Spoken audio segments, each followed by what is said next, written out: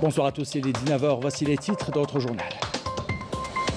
Le président du Conseil de la Nation par intérim, Salah Goudjil, a refusé toute ingérence étrangère dans les affaires internes de notre pays. Le président de l'Assemblée populaire nationale, Slimane Chennine, a dénoncé aujourd'hui la résolution du Parlement européen. L'Algérie célèbre aujourd'hui la journée internationale des personnes handicapées. Une cérémonie a été organisée au Centre international des conférences, présidé par le Premier ministre Abdelaziz Javad. Nous l'écouterons dans ce journal.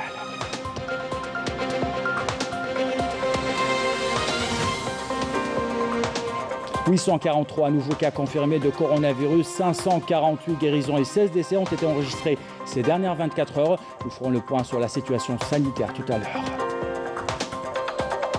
Et enfin, nous irons à Janet faire connaissance avec des collectionneurs de voitures anciennes et découvrir la beauté du Tassili Nadjer.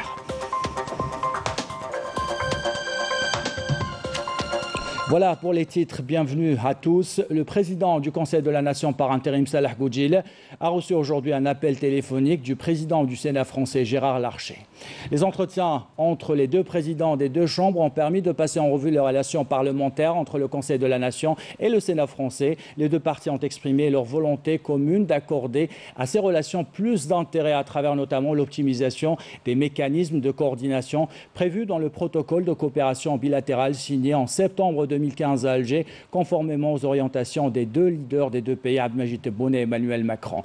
D'autres questions ont été abordées, les préoccupations sur la pandémie, l'islamophobie et la démocratie, la lutte antiterroriste, le règlement de la crise libyenne et la situation au Sahara occidental. À ce propos, Salah Goudjil a réitéré à Gérard Larcher la position de principe immuable de l'Algérie vis-à-vis de la question sahraoui, qui est et demeure une question de décolonisation, appelons le droit indéniable du peuple sahraoui à l'autodétermination, tout en rappelant à l'ONU, ou l'ONU plutôt, à assumer ses responsabilités afin de trouver une solution juste et équitable. Salah Goudjil a rappelé que l'Algérie refuse toute ingérence dans ses affaires internes, de quelque nature soit-elle. La résolution du Parlement européen qui critique la situation des droits de l'homme en Algérie est un acte en totale contradiction avec la pratique parlementaire. Des lobbies de certains partis politiques tentent de parasiter les relations de l'Algérie avec ses partenaires, ainsi que le processus démocratique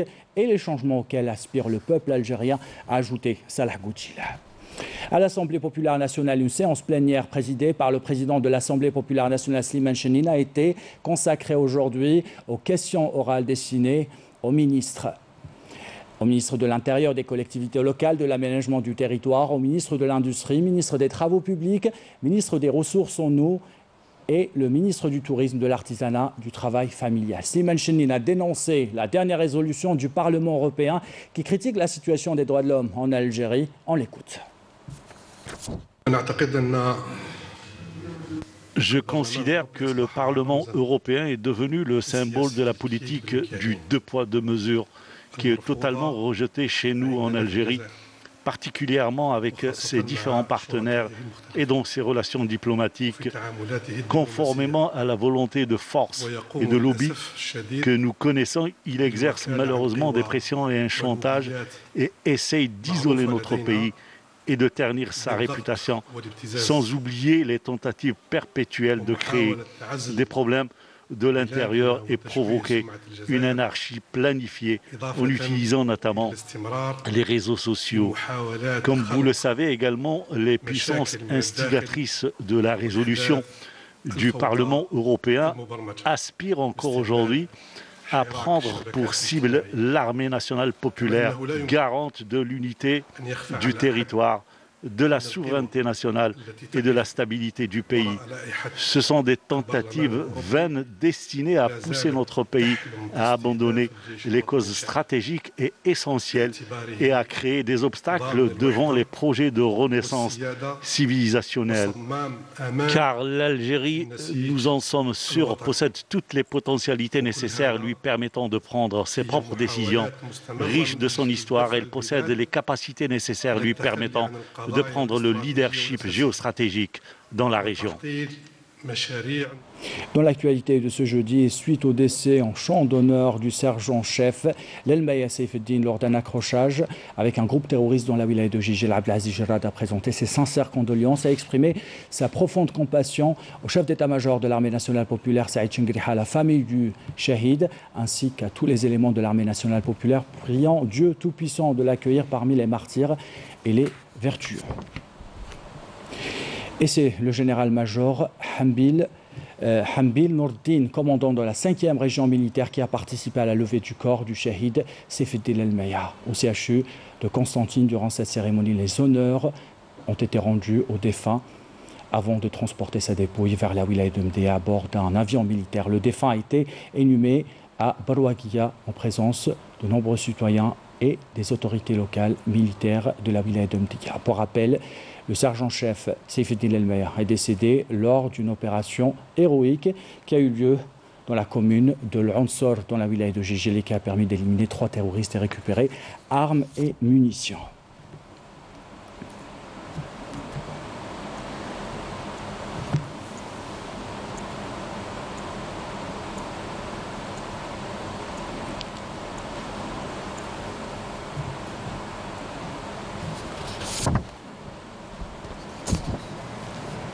الله أكبر الله أكبر السلام اللهم اغفر له اللهم ارحمه اللهم أكرم نزله اللهم وسع مدخله.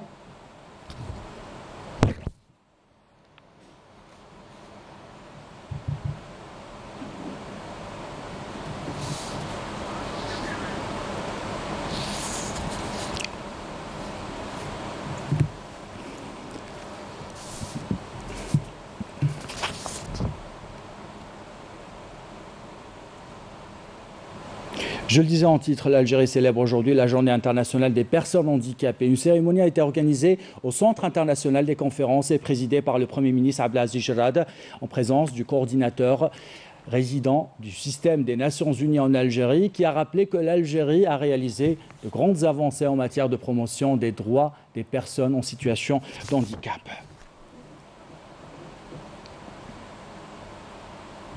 Lors de cette cérémonie, le Premier ministre Abdelaziz Jarrad a mis en exergue la détermination incontestable du gouvernement à mettre en place des politiques et des programmes de protection et de promotion des personnes à besoins spécifiques. Ces mécanismes visent à consolider leurs droits et en concertation donc avec le mouvement associatif. On l'écoute.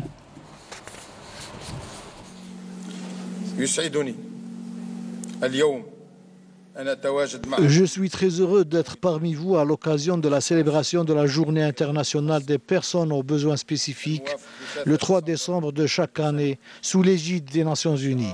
Cela traduit l'intérêt international accordé à cette catégorie qui a démontré tant au niveau national que mondial ses capacités et ses compétences dans la contribution au processus d'édification à tous les niveaux. Des capacités soutenues par des cadres juridiques comprenant des dispositions consolidant la place des personnes aux besoins spécifiques, à l'instar de celle de la loi 209 du 8 mai 2002 relative à la protection et à la promotion des droits de cette catégorie.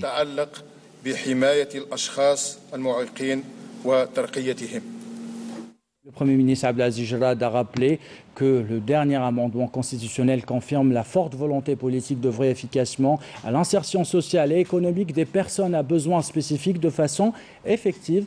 On l'écoute.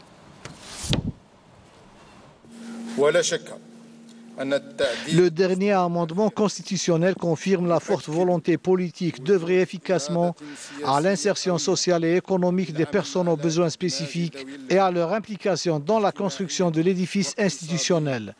Dans ce contexte, je tiens à mettre en avant leurs performances dans divers domaines de la vie, aussi bien culturelle qu'économique et sportive, et leurs impressionnants résultats dans les examens officiels. Cette catégorie de la société s'est également illustrée à travers une pléiade d'athlètes médaillés en hissant haut l'emblème national dans des compétitions internationales et contribué également au processus du développement économique par plusieurs projets au service du pays.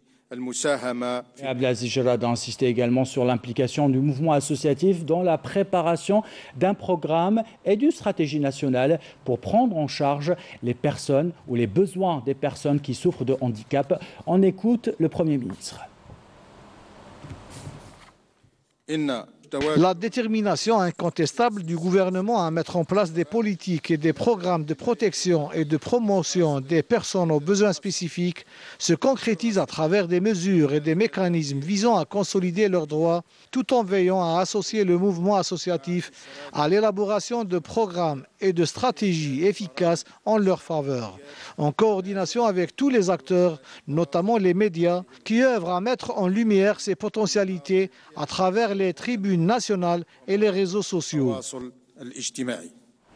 Le Premier ministre Abdelaziz Jarad a également évoqué la coordination avec les organes des Nations Unies, notamment le Fonds des Nations Unies pour la population, pour renforcer les capacités et les compétences de cette frange sociale. On écoute Abdelaziz Jarad. Je tiens à mettre en évidence l'importance de la coordination avec divers organes des Nations Unies, notamment le Fonds des Nations Unies pour la population, pour renforcer les capacités et compétences de cette frange sociale et les promouvoir au niveau international par l'échange d'expériences et l'adaptation aux normes internationales de leur production, afin de leur offrir des opportunités d'accès aux marchés internationaux. Car nous croyons en leurs capacités. Il est important d'œuvrer ensemble à relever les défis auxquels nous sommes aujourd'hui confrontés au vu de la crise sanitaire pour en faire un catalyseur en vue de plus de persévérance à atteindre les objectifs escomptés. À l'issue de cette cérémonie, le Premier ministre Abdelaziz Jarad a récompensé plusieurs élèves de plusieurs paliers pour leurs efforts remarquables. Il a par la suite distribué des fauteuils roulants. Abdelaziz Jarad a distribué également des logements à ADL spécialement aménagés pour les personnes aux besoins spécifiques. Il a honoré aussi les sportifs qui ont porté les couleurs nationales dans des événements internationaux, comme on peut le voir sur ces images.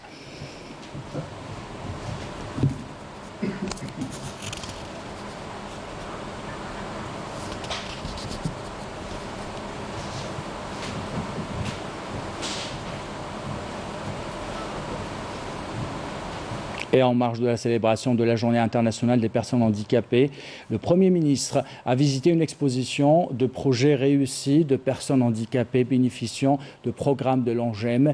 Il a encouragé les différents exposants à relever leurs défis, ou à relever les défis pour se distinguer et créer le changement, chacun dans son domaine. Résumé avec Amel Bouharba. Nombreuses sont les personnes à besoins spécifiques que rien n'arrête.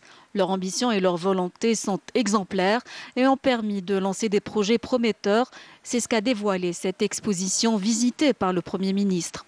Abdelaziz Jarad a souligné que l'État s'engage à mettre des mécanismes de soutien et d'accompagnement de cette catégorie afin de lui permettre de participer pleinement à l'édification de l'Algérie. C'est une catégorie importante de notre société. Il faut en prendre soin. Les pouvoirs publics sont tenus d'accorder la priorité à l'intégration de cette catégorie et de lui garantir les opportunités nécessaires. Nous œuvrons efficacement à les encourager pour leur participation dans divers domaines de la vie sociale, culturelle, économique et sportive, de façon effective. Cette catégorie a d'ailleurs démontré, tant au niveau national que mondial, ses capacités et ses compétences. Les difficultés de déplacement demeurent l'un des problèmes récurrents soulevés par les personnes à mobilité réduite. À cette occasion, le Premier ministre a lancé une initiative nationale en vue de faciliter l'accès des personnes à besoins spécifiques aux différentes administrations publiques. Je souffre d'un gros problème. Je n'arrive pas à accéder avec mon fauteuil roulant à l'étage supérieur où se trouve mon domicile. J'ai sollicité l'APC pour l'aménagement d'un accès, mais en vain.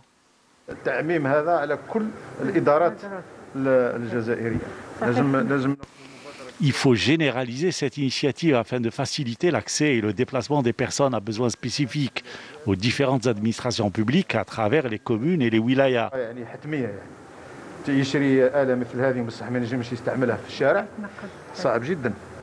En dépit des difficultés, cette catégorie de la société s'est illustrée par des performances indéniables. Cette catégorie dispose de compétences et de potentialités énormes. Nous voulons mettre tout ça au service de notre pays. Être une personne à besoins spécifiques n'est pas la fin du monde. Bien au contraire, nous avons beaucoup de choses à donner pour notre pays. Je me suis déplacée à l'agence Anjem d'El Achour pour solliciter un crédit qu'on m'a accordé. Quand on veut quelque chose, il n'y a pas d'impossible qui tienne. Des projets et des idées ambitieux qui méritent certainement d'être encouragés. Et en marge de cette cérémonie, la ministre de la Solidarité nationale, de la famille et de la condition de la femme, Kautar Kerikou, a lancé une plateforme numérique pour mieux prendre en charge les doléances de cette frange de la société. Elle était accompagnée du coordinateur résident du système des Nations Unies en Algérie, Eric Overvest. On les écoute tous les deux. Le secteur de la solidarité, de la famille et de la condition de la femme fournit de grands efforts pour la promotion des droits de cette catégorie de la société dans le cadre d'une nouvelle stratégie destinée à mieux l'intégrer dans la vie économique et sociale. Aujourd'hui, vous avez pu voir une exposition qui constitue un échantillon du travail accompli par cette catégorie qui a bénéficié de crédits de la part de l'Agence nationale de la gestion des microcrédits. D'autres catégories vulnérables qui ont pu également bénéficier de mécanismes mis en place par l'État, comme la CNAC ou l'ANSEJ, ce qui démontre la volonté politique affichée destinée à permettre une meilleure intégration de cette frange de la société.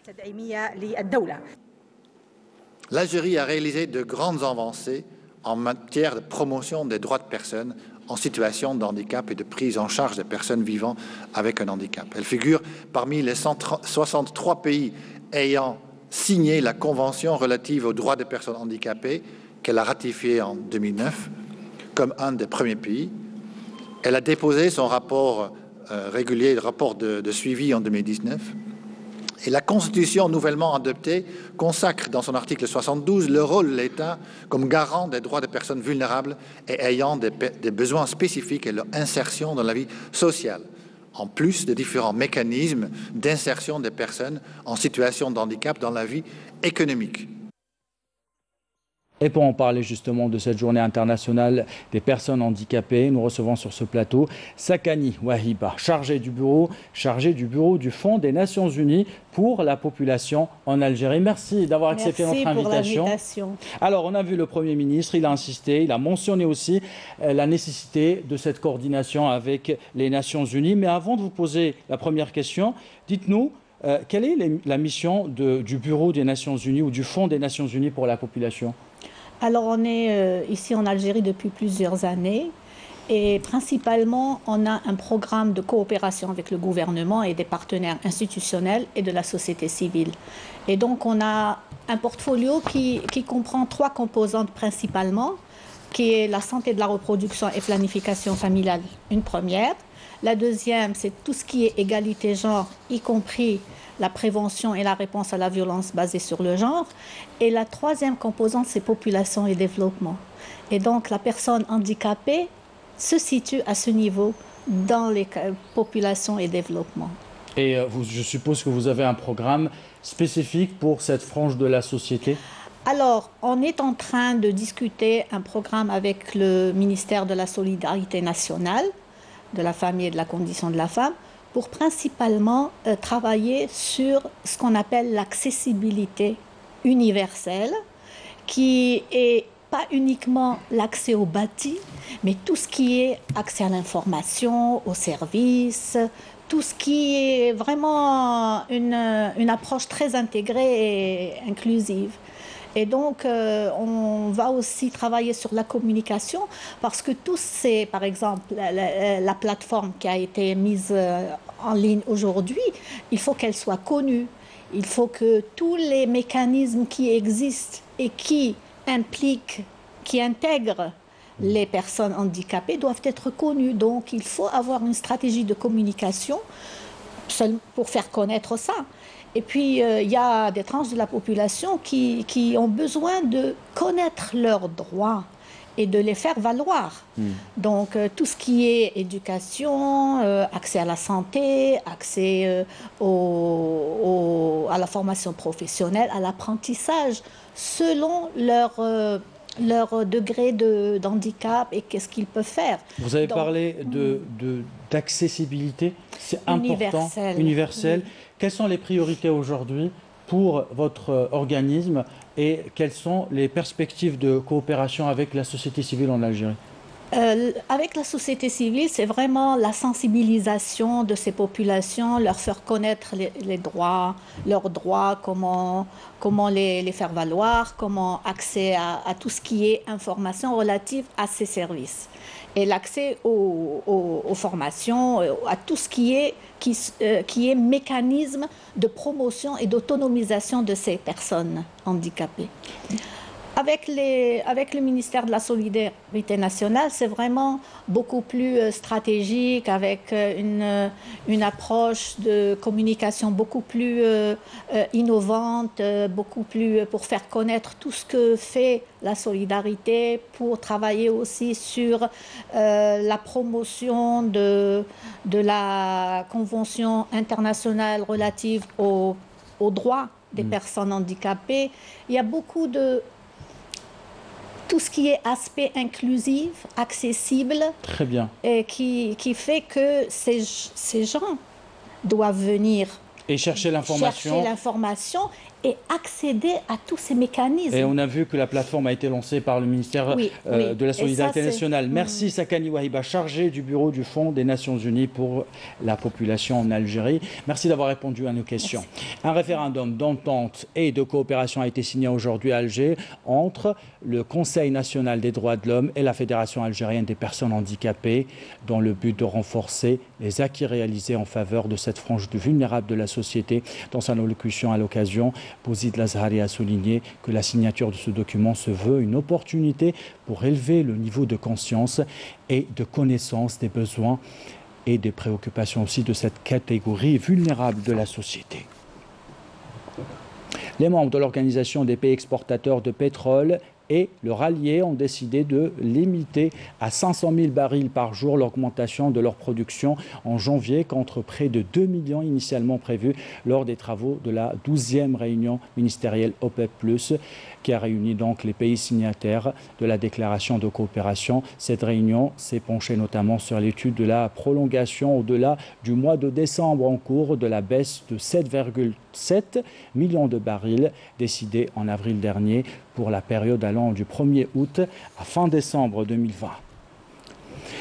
On fait le point maintenant sur la situation sanitaire en Algérie. 843 nouveaux cas confirmés de coronavirus, 548 guérisons et 16 décès ont été enregistrés ces dernières 24 heures. Les détails avec le porte-parole du comité scientifique de suivi de l'évolution de la pandémie de coronavirus, le docteur Jamal Fourar. Les indicateurs enregistrés au cours des 24 dernières heures sont les suivants. 843 nouveaux cas, 556 nouveaux patients, 548 patients guéris, 45 patients en soins intensifs et 16 décès. Avec la notification de 843 nouveaux cas, l'incidence au cours des 24 dernières heures est de 1,9 cas pour 100 000 habitants, sachant que 14 wilayas n'ont pas déclaré du tout de cas au cours des 24 dernières heures. 14 wilayas ont déclaré entre 1 et 9 cas et 20 wilayas ont déclaré 10 cas et plus. Pour ce qui est des décès enregistrés au cours des 24 dernières heures, nous avons malheureusement enregistré encore 16 nouveaux décès, rahimahullah. Pour ce qui est des nouvelles hospitalisations durant les 24 dernières heures, nous avons enregistré 556 nouveaux patients hospitalisés. Pour ce qui est des patients guéris à ce jour, leur nombre est de 55 538 patients guéris, dont 548 au cours des 24 dernières heures. Pour ce qui est des soins intensifs, nous avons actuellement au niveau de nos hôpitaux au niveau national 45 patients intubés en soins intensifs. Dans l'actualité de ce jeudi, une caravane de solidarité avec le peuple sahraoui a démarré ce matin d'Alger à destination des camps de réfugiés sahraouis à Tindouf. 15 semi-remorques chargées de denrées alimentaires. Une opération lancée par l'Union nationale des paysans algériens en collaboration avec le Comité national algérien de solidarité avec le peuple sahraoui. Couverture d'Ilham Achir, commentaire signé Badia Amarki. Cette caravane de solidarité dont le coup d'envoi a été donné à partir de la SAFEX à Alger est composée de 120 tonnes de pommes de terre, 20 tonnes d'oignons, 55 tonnes d'agrumes et 5 tonnes de dattes. Les 220 tonnes au total de produits agricoles ont été acheminées par 15 camions semi-remorques vers les camps de réfugiés sahraouis. Outre l'aspect humanitaire, la caravane traduit le sentiment de fraternité des agriculteurs algériens qui ont tenu à manifester à leurs frères sahraouis en envoyant ces produits, fruits de leurs efforts. Elle traduit également leur soutien à la légitimité internationale de la cause sahraoui. Cette première caravane sera suivie d'autres du même genre dans les jours à venir. Notre caravane est symbolique, elle est le reflet de la solidarité des agriculteurs algériens avec le peuple sahraoui frère, que je salue et soutiens dans sa lutte pour arracher ses droits.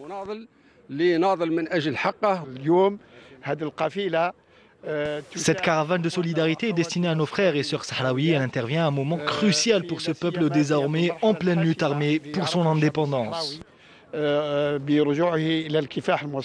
Cette initiative est aussi un message parmi tant d'autres lancés à la communauté internationale pour assumer sa responsabilité face à la question du Sahara occidental afin de trouver une solution définitive à ce conflit.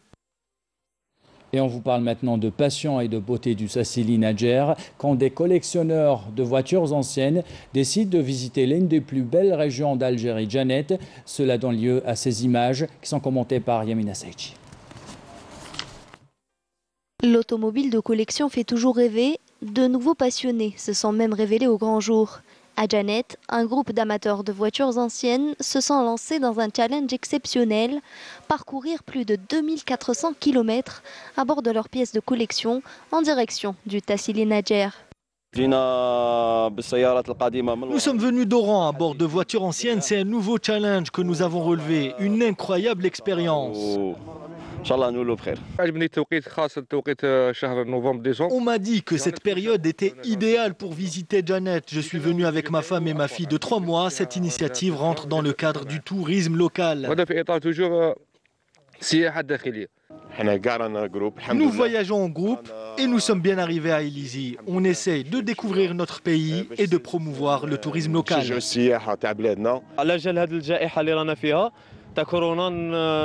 Cette crise sanitaire nous aura quand même permis de découvrir notre pays. Un moment tout aussi atypique pour les automobilistes que pour les habitants d'Illizi qui ont pu admirer ce spectacle. Un florilège de modèles anciens sillonnant les routes d'Illizi. Nous respectons le couvre-feu, on essaie de s'arrêter avant 20 h pour installer nos tentes, pour passer la nuit. On se sent en sécurité n'importe où, il n'y a aucun danger.